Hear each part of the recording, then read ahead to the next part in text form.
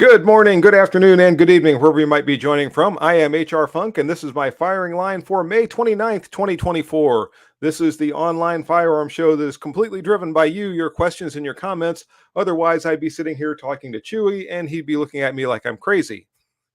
I decided to do this show today because today's video premiere for the 8 o'clock premiere was fairly short. I think it was only a 7-minute video, and I thought some of you might just want a little bit more content than that. So I thought I would kick this off and have a chance to just shoot the breeze a little bit with all of you.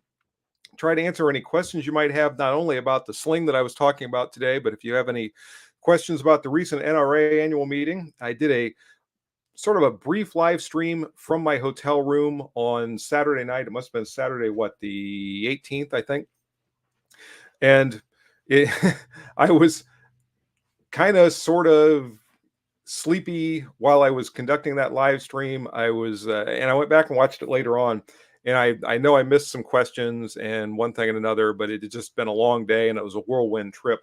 So I'm a little bit more alert today. I actually slept pretty well last night. So I thought if any of you have any questions that I didn't answer during the live stream on Saturday night, actually a week ago this past Saturday night, or anything else you might want to throw out there, hopefully I'm going to be able to do a better job of answering those questions. In today's video, I really do like that sling. A little bit of behind the scenes for the video, though. I recorded that video last Sunday, and I didn't have very much time. So I just ran through it cold. I set up the camera, turned it on, went through the whole thing. And unfortunately, I didn't review it and go back and get the name, which was the dynamic retention sling. And the whole way through the video, I kept calling that sling the McLean Corporation Rapid Deployment Sling. And I even called it an RDS at one point. So I got all done. I'm happy. I got it done within the time frame that I needed to. And I just finished editing it and I was about to upload it. And I thought, and I think it was as I was typing the name of the sling into the YouTube upload software, all of a sudden I thought, wait a minute, is that the right name? And I went back, and of course I realized I'd used the wrong name the entire way through the video. So I had to trash the first version of the video, re-record it using the proper name, re-upload it. But the second time around, at least I got the names right the whole way through. So those are the kind of things that happen when I try to do things just quickly, cold, and I don't take a couple of minutes to look into what I'm doing first. And we got a pretty good crowd here, 17 people already. I know Elaine's Domain was here early, and Hod 8 is here, Jeff Tim. So a lot of you made it over from the video premiere this morning. Who else do we have going down through here? Old Spice is here. I know I saw some other names. Vincent P. Russ Michael Kiefer made it. Roy Kiefer, follow up to the McLean sling question, please. Would any additional hardware be required for an old-fashioned rifle equipped with only fore and aft sling studs? You know what? My rifle with the sling is right there, and I want to grab the thing and bring it over here and show it to you. But that's one of the things. If I do that, if I actually handle a firearm in one of these live streams, YouTube goes crazy. Basically, you need some sort of a front attachment point. Interestingly, when I was at the NRA show, Tony from McLean Corporation just had a little zip tie, just a little black zip tie around the rail section or the handguard, which had an M-lock slot, and he just had it wrapped around there and it made a loop, and he was using that. So just anything that you can hook that clip onto at the front of the handguard will work. And then for the rear attachment point, what I'm using is a QD sling mount, and anything of that sort, it would probably work. I was going to say with a traditional sling attachment on an AR-15, although I'm not sure, because I know the way that the snap in the back latches on is, I think it works best if it's at the rear of the receiver and not actually on the buttstock itself. It would probably work on the buttstock as long as it attached from the side. If it attaches underneath, I don't know. I don't know how well that would work. It might take a little bit of experimentation to just see how that's going to go. Oh, and by the way, I forgot to put this up. Let me get it up here. If anybody wants to be a guest on the show, you can send me an email and I will ship you or zip you a link to the live stream. You can click on that. It'll walk you through the process to come on and become a guest. And you'll be able to appear either with a split screen if you want to use your camera, or you can appear just with your voice if you don't activate your camera. Obviously, if you are appearing by camera, everybody in the world potentially is going to see you. So take that into consideration with however you might be appearing at this time of the morning. And back here to my comments. So I wish I could answer that a little bit better for you, Roy. If I could grab that thing and actually show you how it attaches, it would help. I think if you go to their website, and I know there are some other videos that they have produced, and I think there are some other review videos as well. You might be able to get a better idea too of how that sling attaches from some of them.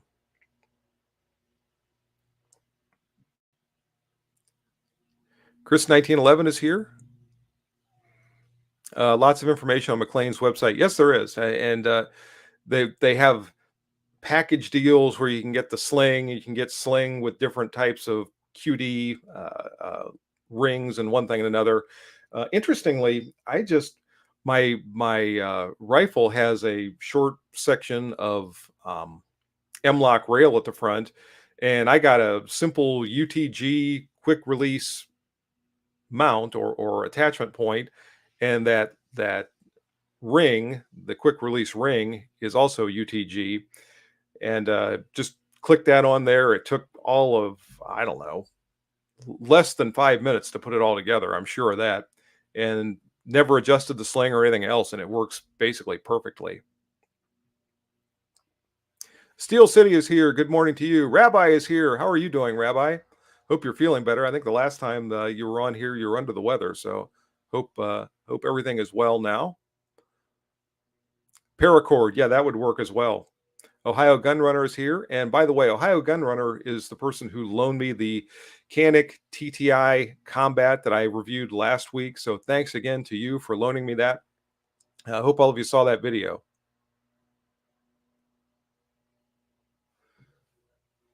Joshua Casada thought I was the only one that used a zip tie. Nope.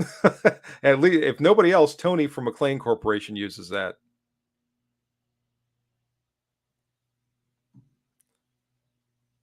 And I'm just going down through here, checking to see if Scott Person is here. Good morning to you.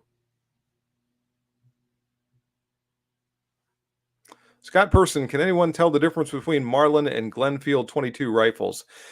I think there are some very subtle differences in the checkering of the stock and one thing and another, but they were both made by Marlin, so they are extremely close. If I remember right, Glenfield was the store brand for Western Auto. Does that sound right? And the 336 rifles and the 22 rifles and various other ones were sold under the Glenfield brand name, but they were actually Marlin produced rifles.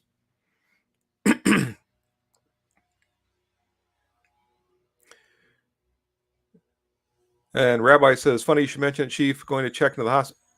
Oh, holy smokes, Rabbi. Man, you're falling apart. I hope you hope you feel better soon. And definitely if you need to get to the hospital, get there and get yourself taken care of. And Terry Barnes is here. Good morning to you. Roy Kiefer, hope everything goes well with your wife's appointment. Thanks for joining us. Thanks for watching the video this morning, and have a great day. Back to the NRA annual meeting. I talked about so many of the different things that I saw there, and it's if you've never been to one, it's really hard to imagine the scope of this thing and all of the various firearms and products and people and everything that you see. And it's sort of dazzling, I guess. I know the first one that I ever went to, I think, was in 2011. And I walked in and I was just sort of in awe. Just you don't even know which way to look. It's like, Oh, look at that over there. Oh, look at that over there. And there's so and so. Uh, and at least now, when I get there, I'm a little bit more focused, and I kind of know going in various products that I want to see or people that I want to talk to. And even still, there are so many things, just like the sling from McLean Corporation, where you're walking through and you think, "Hey, look at that. That's cool." And there were other things that I wish I could have taken the time to tell you about. I tried to get a lot of those short videos in, which is something I like to use those for. The shorts, quote unquote, I only use for specific things, like getting out fast little pieces of information, like, hey, live stream today, or hey, look, Cimarron Arms has a new cool firearm, or whatever. I don't like to use them for anything substantive, I guess. Once in a great while, if there's something that I think I can get out within 1 minute, where I want to address a certain topic and do it very succinctly, I'll use it for that. But that's rare. Normally, it's when I want to get out just a quick little piece of information to all of you, and that's when I use the shorts.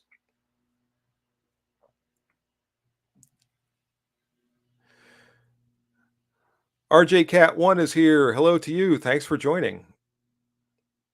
Transformers Hoarder is here. Good morning. Eagle Steve, good morning. Have you ever had a chance to review a PSA dagger and compare it to a Glock 19?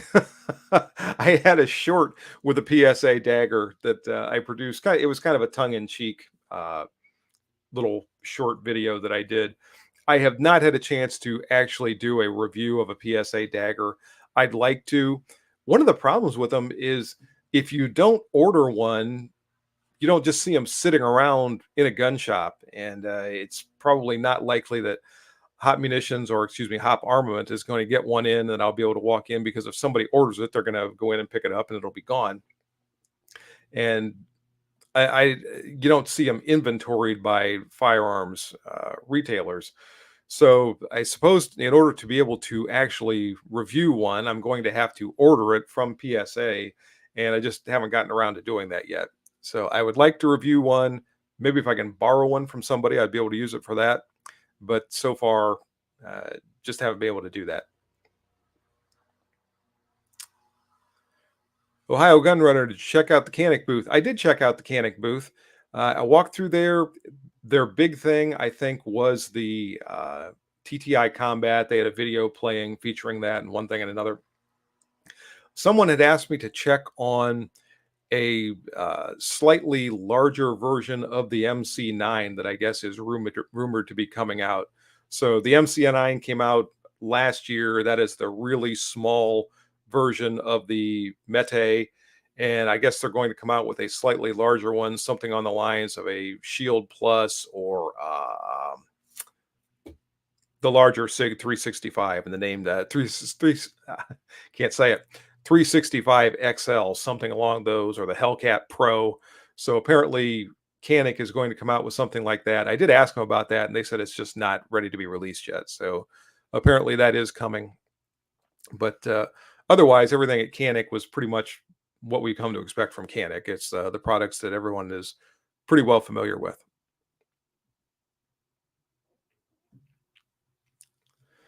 Rabbi NRA annual meeting picturing a gun show with less beef jerky of questionable origin. There are food producers there. There are people that have food that you might take camping, and sometimes they'll have samples of that. There are other people with various types of food there. So I don't remember beef jerky specifically, but I wouldn't be surprised if there were some there, but probably not questionable origins. Ohio Gunrunner Hickok 45 mentioned he got to speak to you on his Sunday video. Yeah, I did. I saw him. I was walking through there, and it seems like I see him once a year at the annual meeting. But he's always fun to talk to. I was walking down one of the aisles and I was looking at something to my left, and I heard somebody to my right say, "Oh yeah, and that guy's a Marine. You got to watch him." I looked back to my right, and it was Hickok 45. So I stopped and talked to him for a little bit. Nice guy, nice chat with him. So always fun to talk to him. I talked to Such. I had a great long conversation with him on, I guess, Friday evening when we were at the launch event for Olight. Uh, but got to talk to him for a little while. I saw some other people that I'm familiar with from YouTube, but I've not spoken to before. I've talked to both the Hickok 45 and Such in the past. Um, but the other people I saw were YouTube personalities that I've just never met, and didn't have a chance to introduce myself or talk to them. But I did definitely see some other people there that I recognized.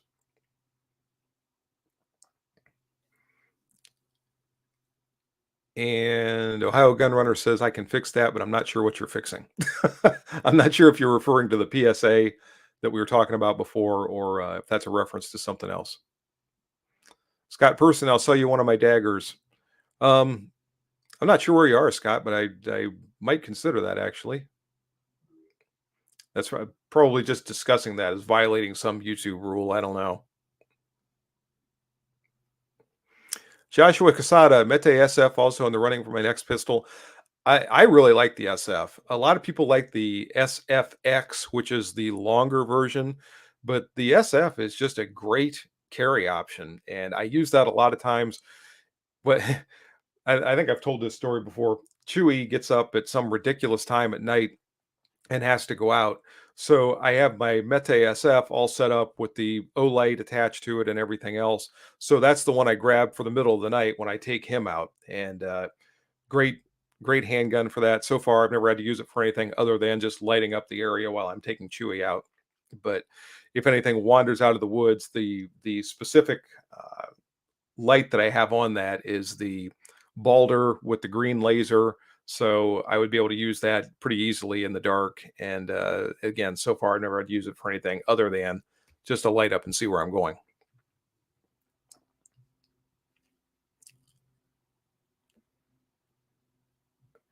Uh, Always faithful holsters. Skip is here. Welcome, Reverend Skip. Glad you made it.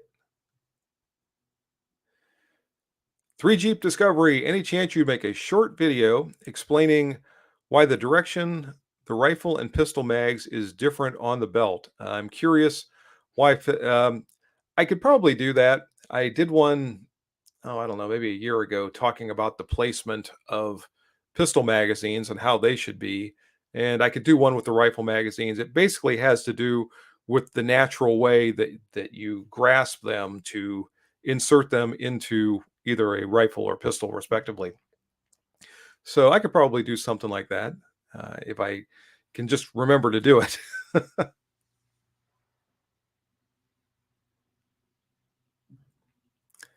Jeff Tim, PSA dagger, no optic cut, 259.99. Yeah, and I see those sale.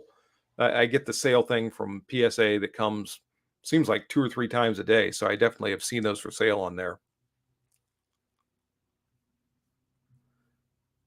Ohio Gun Runner has all the daggers. Okay, cool.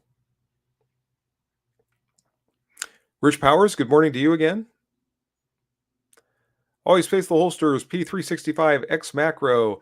And is that the one that I did the short video on at the show? Or was it an XL? I'd have to go back and look now. I don't remember, but I did one of those 365 pistols, a really quick little short video there from the NRA annual meeting. Hot 8, okay, definitely don't keep the granddaughter waiting. And I hope you enjoy Paw Patrol. But again, great time down in Dallas. Oh, I know something I forgot to tell you guys about. I while I was there, I it was Friday night. It was after the Olight thing and everything. It was still relatively early. It was 6 o'clock, 6:30, something like that. My hotel was maybe 7 or 8 blocks from Dealey Plaza.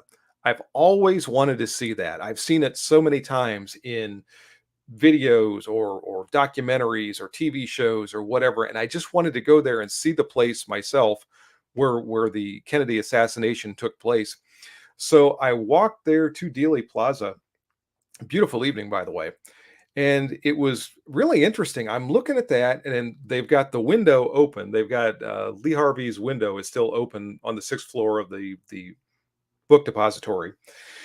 And I'm looking up there, and they've got X's on the pavement of the road where the shots struck President Kennedy. And I'm standing there, I'm looking up there, and I'm looking at the X's, and the distance wasn't that great, in my estimation. Now that's from my perspective as a long range precision shooter, as a trained law enforcement tactical team sniper. I'm thinking the shots, the distance isn't that great, but the angles were interesting. With the downward angle, probably of uh, must have been close to 40 degrees, I'll bet, something in that neighborhood, somewhere between 35 and 40 degrees. And also probably a man, I'm 55, 70-degree angle to the right with that shooting. That it assuming for the moment that LHO actually did make those shots, and I'm speaking purely from a marksmanship perspective, not political or anything else, but they were a couple of pretty good shots if he made them at a moving target from those angles. And there are some trees that have grown up now. So I don't know back in the day when that took place, if those trees were still there, if they were as high as they are now. The assassination was November 23rd, as I recall. So maybe the leaves had fallen off the trees. I don't know. Might have to go back and watch the video. But I just found that to be kind of fascinating. And then when I called my Uber the day that I left, now I flew into Love Field and out of Love Field, which was where President Kennedy landed when he flew into Dallas, and I guess where he flew out of. Now that I think about it, although not in the same condition. Um, but we, I flew in there, and I had to go back to Love Field. So my Uber driver took the route, and I didn't ask him to do this, he just took it. But he took the route that went through Dealey Plaza, basically drove over top of the X's that were in the pavement where the bullets hit President Kennedy. And I had this weird sort of a dual reality thing. Now, obviously, I'm not riding in an open limo, but I was in a car driving the same route that the president took that day. And I thought, and the place hasn't changed really based on what I've seen in documentaries. So I'm thinking I'm actually seeing the last view that JFK ever saw as I'm riding in this Uber car. So it was just, I don't know, as a history buff, I just found the whole thing to be very fascinating. I didn't have time to go up to the museum and actually look around there. If I ever make it back to Dallas, I'll probably try to fit that into my trip. Anyway, I've been talking and not paying attention to what all of you are saying.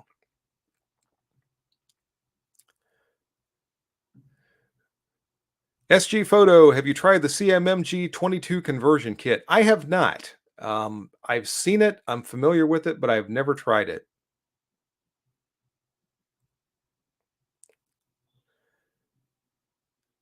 Mark Angus, I prefer Bluey. Did you check out the grassy knoll for a second shooter? No, I should have walked over there and looked around for shell casings or something. Or maybe better yet, I should have walked over there and dropped a few shell casings around and then just sit back on one of the benches and watched other people go up there and find, hey, I found it. I found definitive proof.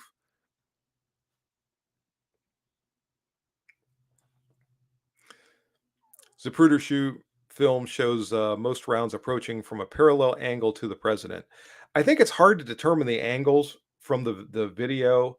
I know in the movie, the JFK movie from back in the early 90s, on the big screen in the movie theater, I'm going from memory here, but it looks like that shot would have come from the angle and the direction of the window that Lee Harvey was purportedly behind. So I'm not sure if we can determine much from the film or not. Hey Ben, how are you doing? Glad you made it. Jim Hoskins, Hickok gave you a shout out on Sunday. I saw that, and we were just discussing that a little while ago. Great guy to talk to. Enjoyed talking to him at the annual meeting. Always faithful. Send an email, and I'm surprised that it didn't chime on my. There you are, right there. All right, hold on just a second. and I will get you that link.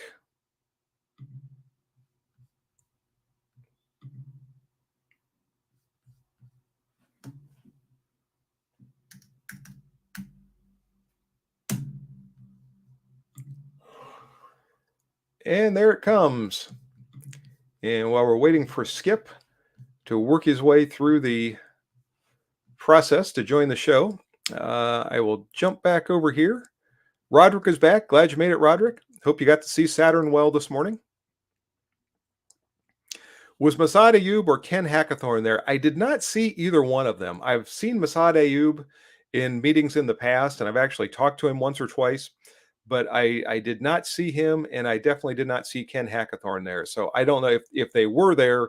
I just didn't see him, which is possible. It is literally possible to walk around in that show for 2 days straight, like I did, and have somebody else that's there and not see them because you're just constantly missing each other or in different parts of the building.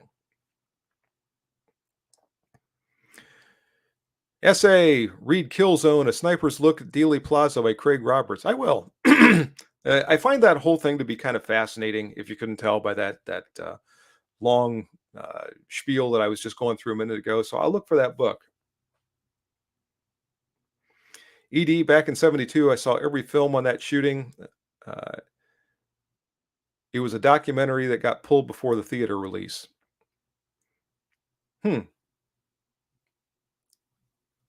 good morning to you, Ford Tough 25. And Skip is here, so in just a moment, we'll bring him up. Good morning, sir. How are you doing today? Good morning. Howard, Semper Fi. How are you today? Very good. Good. Just got back from walking our Private, our dog. We walk her every morning. My wife is in Missouri right now, so I have to kind of batch it. Our 18th grandchild was born, so she went down to help with that. Well, congratulations. I know I don't look like it, but I'm actually going to be a great-grandfather then the next month. So that'll be the first one. But anyway. That's tremendous. I'm still waiting for a grandchild, so I got to get a hold of my son and try to get him to speed that up some. One of the hardest things to do as a parent is let your kids be in charge of their life after they're out of the house. That's you got to let them be, not alone, but you got to let them be, let them make their own decisions and stuff. It's goes from being a dictator to a counselor, I guess is what you would want to call it. But anyway, I wanted to join to tell you that I've got a couple of non-firing replicas today. Are those permitted? I probably should have brought my holster molds instead. And we don't want to keep you, we don't want to get you demonetized at all. So yeah, if you noticed, I've stopped using my non-firing replicas recently. Since the first of the year, there has been a change in the attitude, I guess, of YouTube, and it just seems like they've gotten a lot more difficult to deal with. And I was talking to Such about this down at the NRA annual meeting, and I think he was in agreement with me that there's just something that's happened. Now, I know they had a new CEO take over the first of the year, and I don't know if he's driving this or if this is something else that's going on. Maybe it's an election year. I don't know. But I'm trying to be a little bit more cautious with some of the things like the non-firing replicas. Well, that makes sense. We want you to keep being funded, that's for sure. So I'm not so much worried about being funded. I get defunded or demonetized all the time. I'm more worried about waking up one day and having the channel deleted. Yeah, some kind of a message that says you're done. Yeah. The couple of things I was going to say about the 365 X macro. I got the original one when it came out with the port and the slide and those kind of things, and I really didn't see any advantage for that for me. I've been shooting a long time in recoil control. I've already got the fundamentals down, and I'm not much on the gimmicks that are getting put on pistols today. any of you have the Facebook app, and I'm part of Canucks Society or something like that, and they'll get a rival and they will abuse it in my mind, adding a compensator with another rail, and and then the light and the optics, which I agree with them, but the gas pedal and just every addition thinkable to man is put on those things. And I'm 68 this year, just passed, and I was taught to shoot handguns by a veteran gunnery sergeant, United States Marine Corps, Billy Boyer, my dad, and he just taught me how to shoot and how to shoot right. I don't see the need of all those things, and being a holster maker, which I've kind of laid off now for a while. How do you have all of the accoutrements to make a holster for every configuration thinkable to man? You just can't do it. So, but anyway, back to the 365X macro. But what I did do is I went and bought the TAC Ops. Then I sold the macro and it's a solid slide. It's got the full length barrel. And it has a 17 round capacity in the super thin frame size. And I really like that. Mm-hmm. When I go to church on Sunday, I try to be less conspicuous carrying. So it fits inside the waistband. I can wear an untucked shirt if I care to, or even with my holsters, I can tuck them. And it's a very comfortable, and I like having 17 rounds. Not to spray and pray, but I've never heard anybody that was ever in a gunfight that said they wish they only had 5. Mm-hmm. Right? So anyway, I really like the X Macro. What I usually do, and it sounds like somebody else is joining in. No, that was just my phone registering some crazy email. Oh, okay. I do usually carry a P80. They and they make serialized ones, which I have a bunch of now. But in the configuration I like, it is the Glock 19 length grip with a 17 slide, and they just really point well. They're flat backstrap. They're really grippy. I've got a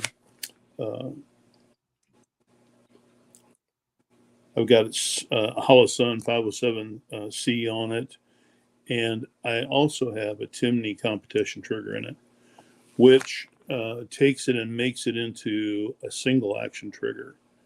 You and I have talked many times about this in private, but the a Glock trigger, it actually compresses the striker spring as you're pulling the trigger, which is why you got the spongy, why you don't prefer them, and I understand that. This takes care of all that. It just simply drops the sear. It's 2 complete separate parts where the cruciform, if you will, sits on the top of the sear, and as you pull back, it goes down, and it just pulls the sear down out of engagement, and it is really, really nice. So, did you have to put in a different striker spring to use that? No. In fact, what Timney suggests is all stock parts, stock connector, stock springs throughout the fire pin or the striker blocker spring. All of the springs they suggest be completely stock.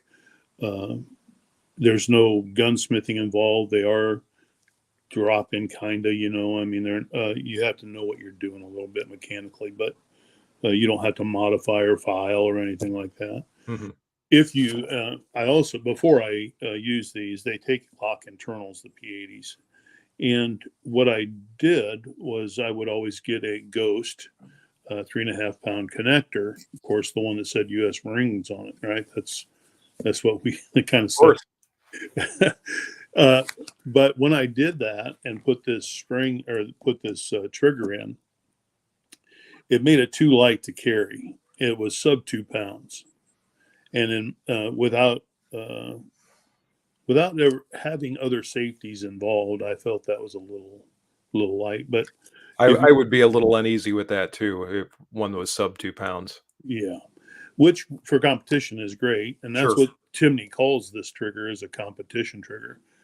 But if you put all of the stock parts in, all of the stock springs throughout, and all those, it's 3 pounds, and which is a decent carry Mhm. and trigger. So there's very little take up, and then there is no creep at all, and they're really nice. I need to get over there to shoot this with you. I think you'd be impressed with this setup. It sounds like it. I mean, it sounds basically like a Canic trigger. Exactly, and you talked me into, I'm wagging my finger at you, that rival. I should have never went to the gun store and touched one. The trigger on that is phenomenal. And it is just amazing, and I mentioned that in my video from I think last Saturday. It is just such a good shooting pistol. Not just the trigger, but the trigger definitely helps with the overall package. Just a great shooting handgun. super accurate, and I really like mine. So, well, that's what I wanted to do, is just jump in here and say, hey, give you a couple of things about what I do and that. Say All good right. to you. That sounds fantastic. I keep thinking I got to run over to your place one of these days. I've still got that uh, Tizosh DS, the double stack Oh yeah. 2011 pistol, and I need a holster for it. I think I'm going to just grab that, throw it in the car, and drive over there and have you make me a holster. Do you know if it fits any others? I have not found anything yet that it fits well. It's got that squared off trigger guard in the front Oh, that doesn't seem to play nice with other 1911 style holsters. And it's got the rail, so it doesn't, it has to accommodate a rail. Usually what I see are holsters that somebody has made for a specific type of weapon mounted light. And the holster actually holds on to the light and the pistol sort of just sits there. But I need one that actually works with the handgun itself. And allegedly anything that works with a Springfield Armory Prodigy will work for that handgun, but there's not much out there currently for a Springfield Armory Prodigy either. yeah, especially not the short and slide. I did do a check, and we can talk about this later. But the mold for the shortened one, which I think one you have, the DS, is a 4 1/4. Yeah. 4-inch barrel, 4 1/4 inch barrel, and there is no mold for that. Now, I guess I could leave it open, get a 5-inch one and then just leave it open, but I'll look into that again. All right.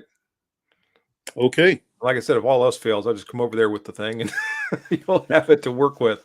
All right. Okay. Well, all right. Take care, Skip. Thanks for joining. All you funksters or funkites, or whatever we call you, have a great day today. Bye-bye. Bye-bye. And there you go. That was Skip Boyer joining us. You might know Skip from Always Faithful Holsters. And if anyone else is interested in joining, just shoot me an email to hrfunk@zoominternet.net, and I will send you a link to join just like Skip did. And Ford Tough 25, did you see did you see a Colt booth there? Picked up a Colt Competition 45 like yours a while back. Looking forward to their possible new models. I did see the Colt booth. It was actually the first booth that I walked into. When I got there, if you've never been there, the exhibit hall opens at 9 a.m. And by 9 a.m., there are people at every door outside, and there are multiple entrances into these exhibit halls. But there are just people shoulder to shoulder waiting to get in. And I was standing there with a gentleman from Fort Worth, Texas, who was wearing an Army Airborne hat, and he recognized me, and we struck up a conversation, and he was telling me about his time in the military, one thing. So we're shooting the breeze back and forth. All of a sudden, the doors open up. Actually, they were open now that I think about it, but they allowed us to come in. And the first place I walked was the Colt booth, which was just a few steps inside the door. And I took a short video there of some Colt rifles. And I had just finished that. And when I turned around, there was a gentleman standing there who also recognized me. And he started talking to me about his company. He works for a company that builds firearms. And we were chatting back and forth for a little while. And by the time we were done, I'd kind of forgotten about the Colt booth. So I didn't go back and look at any of their handguns or anything else. I started wandering through the rest of the show. And I never made it back there again to get more of a look at their handguns or anything else. So that was my fault. I had some other people ask me about the new Colt revolver, their Viper, I think they brought back, and I just never made it back to take a look at any other Colt products.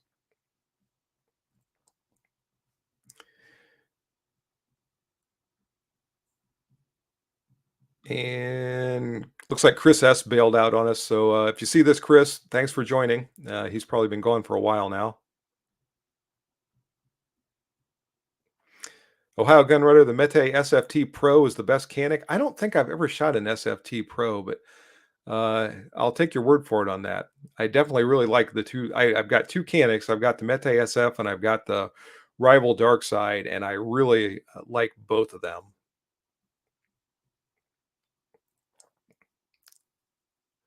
Rabbi, I remember going into the gun shop and everyone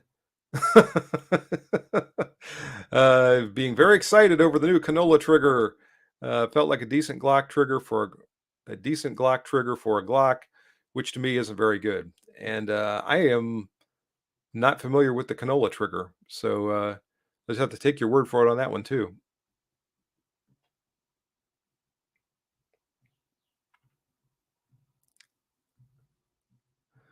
Rabbi, I think the Canic trigger isn't that great. Don't believe the hype. Subjective, good. So like for a good Glock, but terrible for a hammerfire gun. I you really need to try one of the rivals, Rabbi. You would have to have a really good single action trigger to have a better trigger than the rival has. I think is what I would say.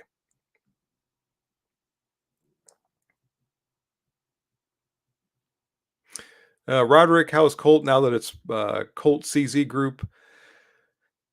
I have not heard any bad things coming out about the more recently produced Colts. I also have not seen a bunch of new products coming other than they have the new Viper revolver and they have those rifles that I did have a short video on, which are coming out. And they seem to be decent rifles. It seems like a lot of companies are coming out with they're rifles that are sort of on the lines of the Ruger American line or the oh shoot, can't think what type is it, the Thompson Center Compass, is that it? Which are sort of budget friendly bolt action rifles that are still pretty decent quality, and I think that's kind of where these Colts are, although being Colts, they are a little bit more expensive than some of those other ones. Okay, gotcha, Rabbi. Talking about the Canics. I understand what you're saying.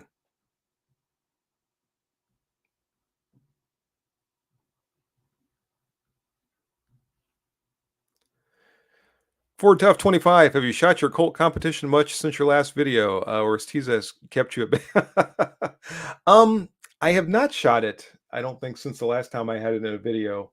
Uh, and it's more one of the things that happens when you get firearms in all the time for review, and I've got two right now waiting to be reviewed, is I'm constantly shooting these other firearms rather than shooting the firearms that I have in my collections.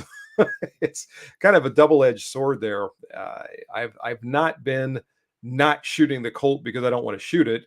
I've been not shooting it because I'm so tied up with shooting all kinds of other firearms, especially this time of year where usually the weather's decent. It's a kind of a rainy, nasty day here today, but if it were a nice day, I would be out on the range right now, probably with one of these firearms that I've got.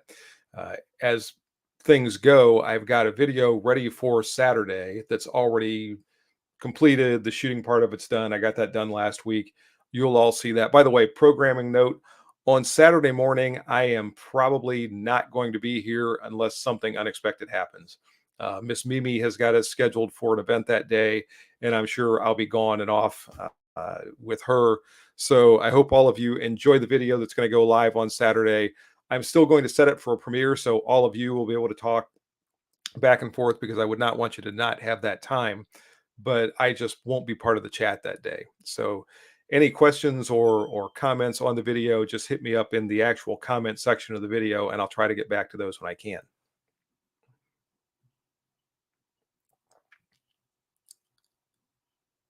Marv Turner was terribly disappointed with the Canic trigger. That's surprising. And I suppose periodically they have some bad ones go out. Now, I will say the trigger on the Mete is different considerably than the trigger that's on the Rival. And I talked about this a little bit in my last video or one of the last videos where I had them all together.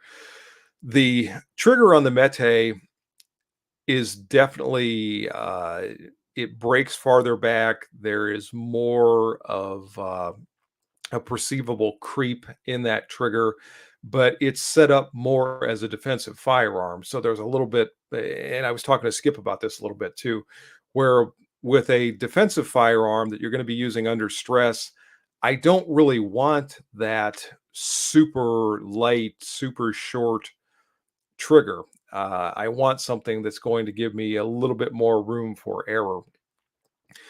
Whereas if it's something that I'm only going to be using on a range, then definitely I want the best trigger that I can get. Ernest Langdon had a video that came out. I can't remember if it was back during the SHOT Show or when, but he was talking about firearms, and he said that his the handgun that makes you look the best on the range might not be the best handgun for you to carry on the street, and he was getting at just those kind of characteristics. And I agree with him. There, we all have our firearms that we would love to use on the range that are just fantastic, great triggers, super handling characteristics, uh, not very much in the way of recoil or muzzle rise or whatever. But for a carry firearm that you might actually use to defend yourself or use in a stressful situation, that might not be your best bet.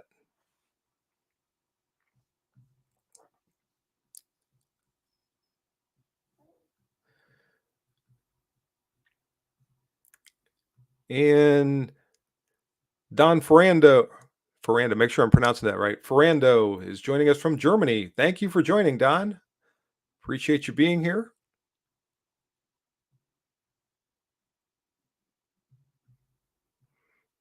And I'm just going down through here a little bit.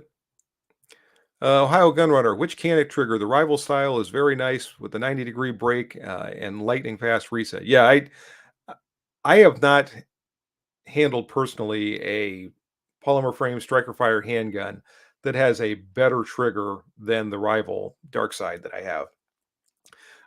The Valter triggers are also very, very good. Somebody mentioned the PDP a little while ago. Those have great triggers.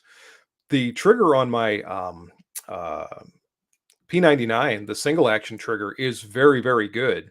It's got that the double action, single action, and of course it has all kinds of different trigger modes. I really like that pistol. It has a phenomenal trigger. You can shoot it very well, and it's one that I definitely would carry and did carry, as a matter of fact, at least a version of that handgun as a duty weapon for a number of years. So those are definitely something you can carry, but that Rival Dark Side trigger is very short, it's very light, it has that 90-degree break and that very quick reset. And there was at least one time that I was shooting with that, and I can't remember if this was in a video or not, but I fired one shot, came out of recoil, and actually fired the next shot that I didn't intend to fire. Now, it was on the target. It didn't go off to Never Never Land or anything like that. So it was not a danger to anyone. But if you had a situation like that on the street where maybe you fired a shot, either first shot or a successive shot you didn't intend to fire, that could be disastrous. So that's where I draw a distinction between a trigger for a defensive handgun and a trigger for a competitive or range handgun.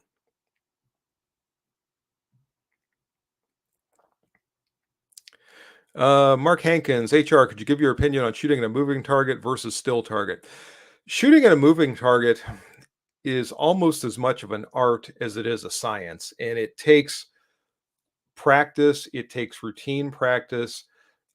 When I was still an operational sniper, we would work on moving targets from time to time. And there's so much that you have to take into consideration with a moving target. If you have a target that's moving at a 90-degree angle to your position, that's one thing. If you have a target that's quartering away from you, that requires a different sort of a hold.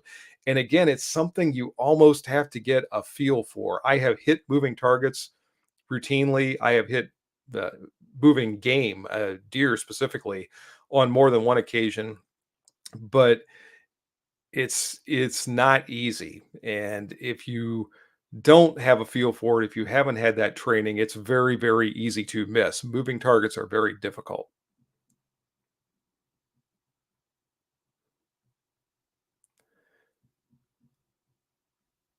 Um, BHK 777 is leaving us, so bye bye to you. Thanks for joining.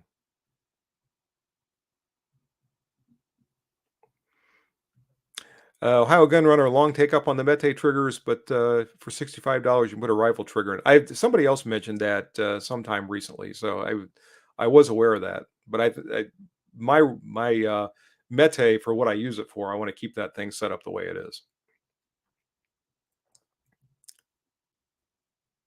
Coyote 43, call sign USA, retired, sitting here massaging my Remington SPS Tactical 308 and listening. Well, have a good time. I'm sure your rifle enjoys that. Always faithful holsters. Do you think the rival is too light for trigger for CCW? And I think I answered that already. I really think so. I have carried it once or twice, but I really think that trigger is probably too light, at least for me.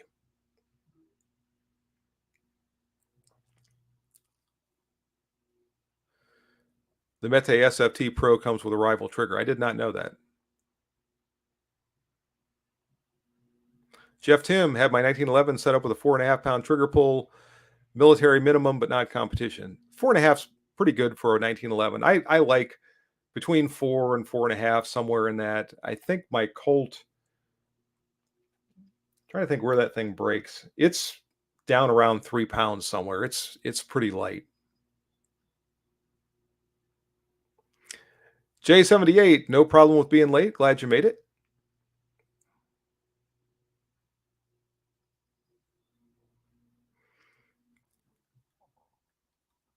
And just looking down through here, some of you guys are talking back and forth to each other. How long we've been going here? 52 minutes. So I am going to keep this running for about another, waiting for this to tick down, 7 minutes. That'll bring us up to an hour. And so if anybody has any last minute questions, comments, or if you want to be a last minute person to join the show, send me an email quick. Let me make sure that I haven't missed anybody, because it is possible I could do that. And no, it doesn't look like I've missed anyone.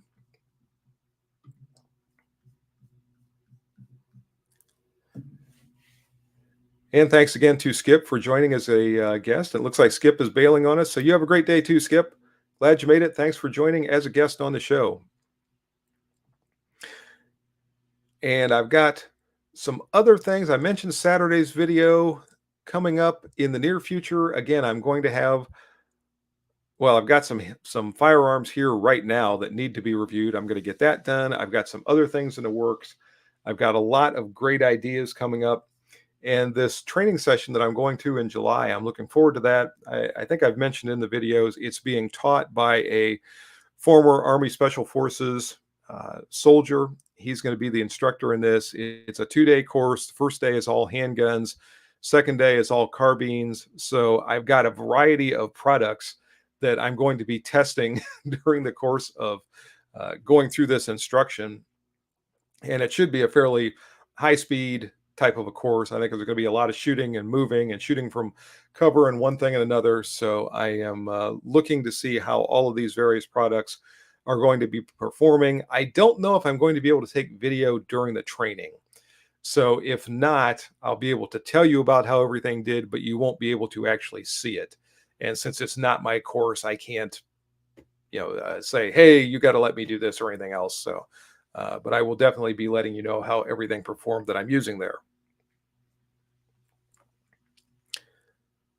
Mark Hankins, did Global Ordnance have a booth in Texas? I don't remember seeing one that said Global Ordnance, but that does not mean they weren't there.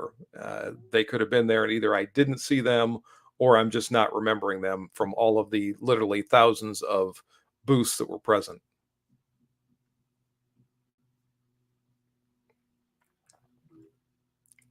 Ben Crane, nearly 70,000 subscribers. Did that take a jump recently? No, it's been sort of a slow, steady progression, and I've been looking at it too as it goes up. Uh, if things keep up at the rate that they are going, then probably by mid June we should hit 70,000 subscribers. And I say we because again, I include all of you in the channel as part of the extended HR Funk channel family. But yeah, how about that? 70,000 subscribers. It's just mind boggling to me. I still remember starting this channel and thinking I didn't know if anybody would ever subscribe and want to watch or listen to anything that I talked about. And now, all these years later, almost 70,000. So that's just tremendous.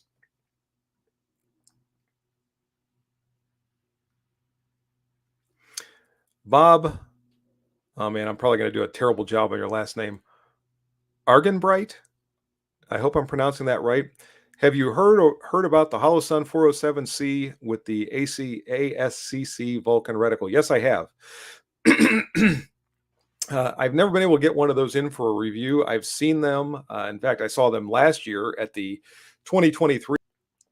Truthfully, the Siley, and I never know if I'm pronouncing that right. Sealy Wolf 2 optic that I got in that has a 65 minute of angle circle around a 2 or 3 minute of angle dot, I think works about as well as the ACSS reticle in the Holosuns because that it has that big circle. Now it's not the gigantic one like the ACSS reticle has, but it's so big that you can just about always see part of it in that lens somewhere and make any adjustment you need to. So I've been pretty darn impressed by that thing. And with the green illumination, it is so clear, the definition of that reticle. And I think I said this before. I used to think the whole thing, the red and green color, was kind of nonsense. I thought it was just somebody who had come up with a new color trying to sell people a different color optic. But having used those Siley optics, I've kind of become a believer in the green reticles to the point that I'm hoping to get a green version of the Olight O-Sight in soon. And if you didn't see that video, I've also been quite impressed with the O-Sight, and I want to get another one in because I want to do some what I'm going to call endurance testing. I don't like torture testing. I don't like that concept or that idea.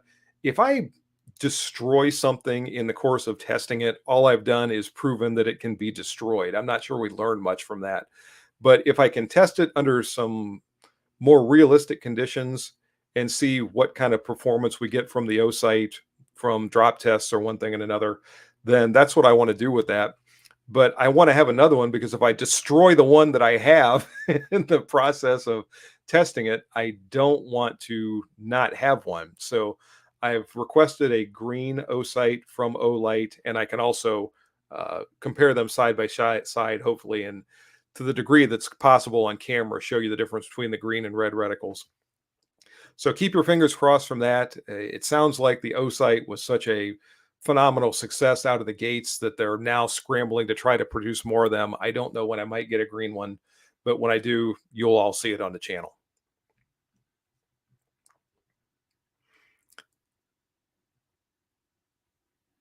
Bob Argenbright hit the send button too soon. Some shooters are seeing multiple and or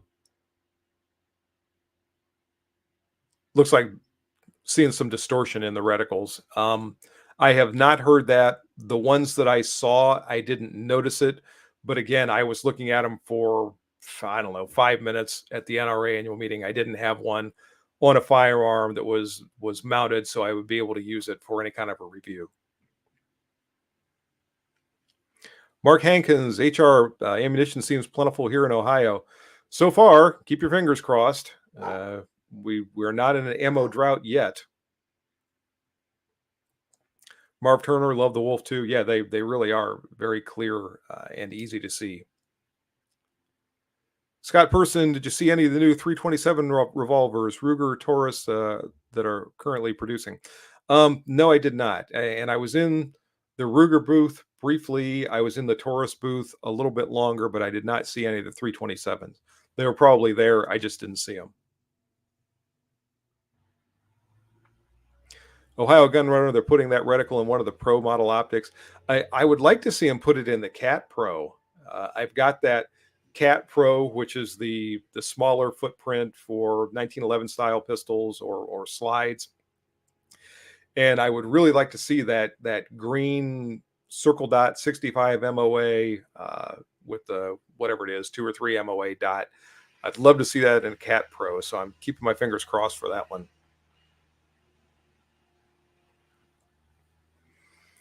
Mark Burke, spread the news. Do not shoot 762 by 51 meant for belt-fed machine guns through the Springfield M1A. A new bolt and now bent op rod. Wow. Really? I would not have expected that.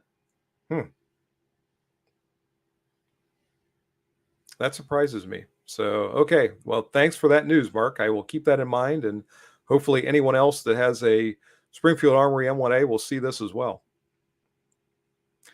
All right, folks, we have hit the 1 hour mark. So thanks to all of you for, first off, if you joined for the video premiere this morning with the McLean, I almost said it again, I almost said rapid deployment sling, dynamic retention sling. Thank you very much for joining for that. For those of you that came from the video premiere over to here, and all of you who have joined during the live stream, thank you very much for joining. I hope you enjoyed it. You are part of the greatest viewing audience in all of the internet. So thank you again. A special thanks to my channel members. And of course, YouTube is in one of their demonetization rages. So thanks to all of you for the monthly donation you make to the channel. I appreciate it more than you could ever know. All of you have a great Wednesday. Have a great rest of the week. I hope you enjoy the video on Saturday, and I'll see you again next time. And until then, everyone, good shooting and bye-bye for now.